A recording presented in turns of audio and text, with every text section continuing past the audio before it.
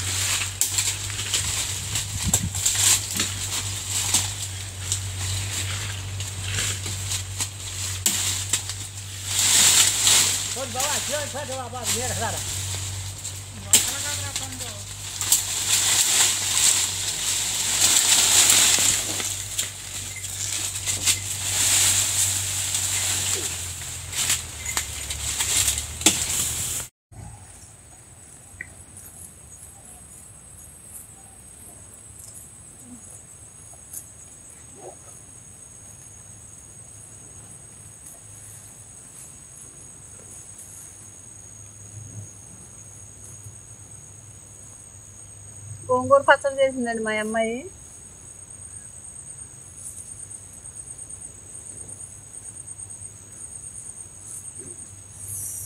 మంటగా భలే ఉంది. పచ్చళ్ళు అంటే నాకు చాలా ఇష్టం.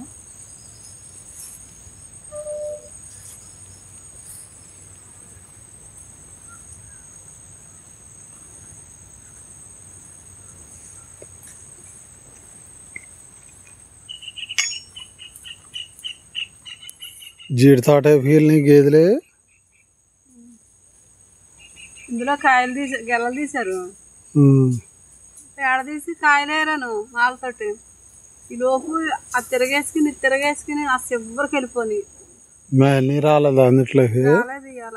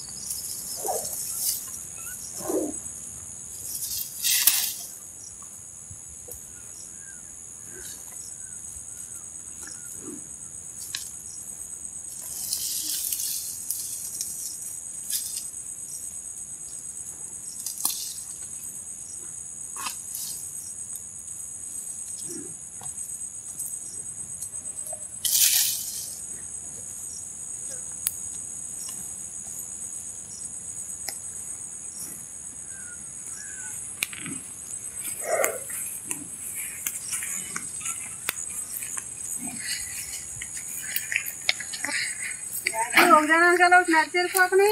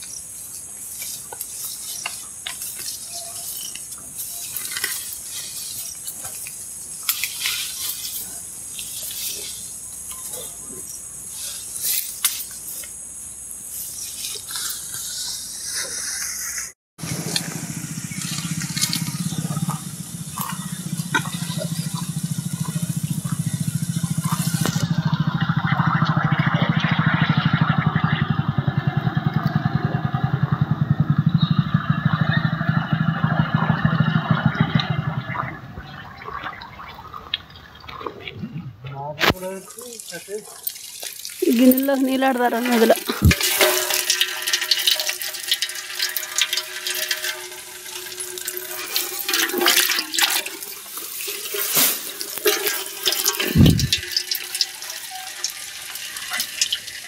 తక్కువ కోసినట్టున్నావు గడ్డి తక్కువ కోసినట్టున్నావా? ఇలా ఎండ గట్టిగానే వస్తుంది.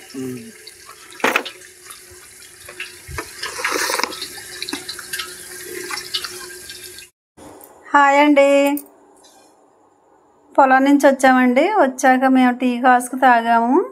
మా అమ్మాయి అయితే మా అబ్బాయి కలిపి సేమియాలు కాయమన్నారు. ఇవాళ మేము సేమియా అయితే కాస్తున్నానండి. సాయంత్రం పూట ముందుగా సగ్గుబియ్యాన్ని కడిగి ఒక అరగంట సేపు నానబెట్టాను. నానబెట్టి ఒక గ్లాసు నీళ్లు పోసుకుని అన్నంలాగా అయితే ఉడికిస్తున్నానండి.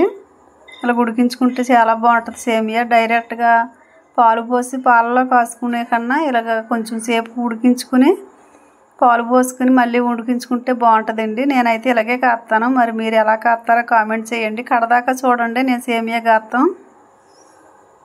ఈ సగ్గుబియ్యం పక్కన ఉడికేలోపు నేను పక్కనే సేమియాలు అండి ఇవి అయితే వేపుతాను.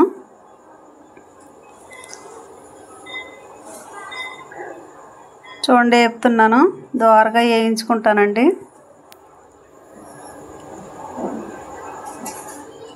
నేను ఇందులో 1 టీ స్పూన్ నెయ్యి వేసుకుంటానండి. నెయ్యి వేసుకుని అయితే వేపుతాను.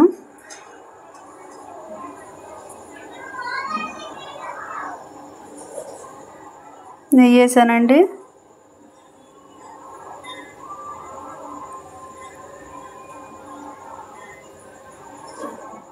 చూడండి దోరగా అయితే వేగినాయి. ఇప్పుడు వీటిని డైరెక్ట్గా నీళ్ళలోను పాలలోను వేయకుండా ఇందులో మట్టికి నేను కొంచెం నీళ్ళు పోసుకుని మళ్ళీ ఉడికించుకుంటానండి. అప్పుడే సేమియా చక్కగా తినటానికి చాలా టేస్ట్గా ఉంటుంది. జిగురుగా కానీ గట్టిగా కానీ ఉండకుండా చక్కగా బాగుంటుందండి. పొడి పొడిలాడుతూ అయితే ఉంటుంది. మనం గెరిటితో ఇలా పోసుకుంటే చక్కగా జారుడుగా ఉంటుందండి. నేను ఎప్పుడు ఇలాగే కాస్తానండి. అవి పక్కనే సగ్గుబియ్యం ఉడికిపోని నేను డైరెక్ట్గా అందులో వేసుకోను. ఇప్పుడు పాలు పోసుకుంటాను సగ్గుబియ్యంలో. పక్కన కూడా ఉడికిపోయి కదా, పాలు అయితే పోసుకుంటాను. కొన్ని నీళ్ళతో సగ్గుబియ్యం ఉడకబెట్టాను కదండి. నేనైతే 1 లీటర్ పాలు తీసుకుంటున్నాను. మా నలుగురికి 1 లీటర్ పాలు సరిపోతాయండి. చూడండి లీటర్ నేను పాలు అయితే పోసుకుంటున్నా. పాలు పోసి ఒక మరుగు వచ్చాక నేను ఉడికించుకున్న సేమియాలను ఇందులో పోసుకుంటానండి. బెల్లం అండి నేను సరిపడగా అయితే కోరుకున్నాను. తీపి తక్కువ తినేవాళ్ళు తక్కువ వేసుకోవచ్చండి. నేను కొంచెం ఎక్కువే వేసుకున్నాను. పాలు అయితే మరుగు వచ్చినాయండి. నేను ఇప్పుడు ఉడికించుకున్న సేమియాలను ఇందులో వేసుకుంటాను. చాలామంది చిక్కగా వండుకుంటారండి, గట్టిగా వండుకుంటారు. నాకు అలాగా కుదరదని నాకు మా అమ్మాయి జారుడుగా అయితే చేయమందే. నేను పలసగా అయితే చేస్తున్నానండి సేమియాని. చూడండి చక్కగా ఉడికిపోయిన సేమియా ఉప్మాలాగా అలాగ ఉడికాక నేను కట్టేసానండి గ్యాస్. ఇప్పుడు ఇందులో వేసుకుంటాను.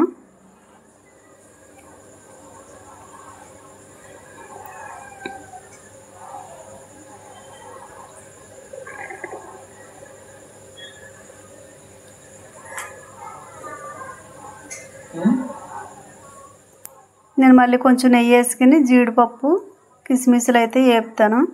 నాకు ఇంట్లో నెయ్యి అయిపోయిందండి, కొంచెమే ఉంది, అది మట్టుకే పోసుకున్నాను. మళ్ళీ రేపొద్దున నేను నెయ్యి అయితే ఇంట్లో చెయ్యాలి. నేను బయట కొనండి, ఇంట్లోనే చేసుకుంటాను. ఎందుకంటే మాకు గేదెల పాలు మేగడది తీస్తాను కదా నేను. అందులో యాలకులు దంచి పెట్టాను కదా, సేమియాలు అయితే వేసాను. ఇప్పుడు ఇవి వేపాక ఇవి కూడా అందులో వేసుకుంటానండి. మధ్య మధ్యలో ఈ జీడిపప్పులు తగులుతుంటే భలే ఉంటుంది కదండి. బాదం పప్పులు కూడా ఉండి వేసుకుంటే బాగుండేది. నాకైతే లేవు, అయిపోయినాయి. ఉన్న వాటితో ఇలాగ సేమియా అయితే సింపుల్గా కాసేసానండి. మా పిల్లలు ఇష్టపడ్డారు కదా, వాళ్ళ ఇష్టం ముందు నా కష్టం ఎంతలే అనుకున్నాను. నేను మళ్ళీ ఇప్పుడు వంట అయితే చేయాలి.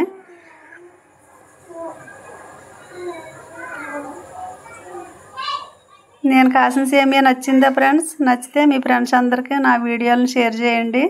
ముందుగా నా వీడియో చూసే మీ అందరికీ చాలా చాలా థ్యాంక్స్ అండి. నా వీడియోలకి లైక్ ఇవ్వండి. మీరు ఇచ్చే ఒక లైక్ వల్ల నా వీడియోలు చాలామందికి అయితే వెళ్తాయి. మా వీడియోని ఫస్ట్ నుంచి పూర్తిగా చూడండి. బెల్లం నేను గ్యాస్ కట్టేసాక వేసుకుంటున్నానండి. ముందుగా వేసేసుకుంటే పాలు ఇరిగిపోయే అవకాశం ఉంటుంది కదా, అందుకని నేను గ్యాస్ కట్టేసాక అయితే బెల్లం వేసుకుంటున్నాను. అంతేనండి, సింపుల్గా కాసేసాను.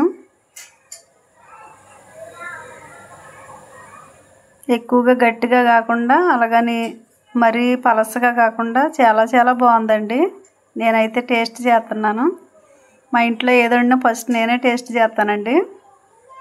చాలా బాగుందండి. మధ్య మధ్యలో పప్పులు భలే తగులుతున్నాయి మరి.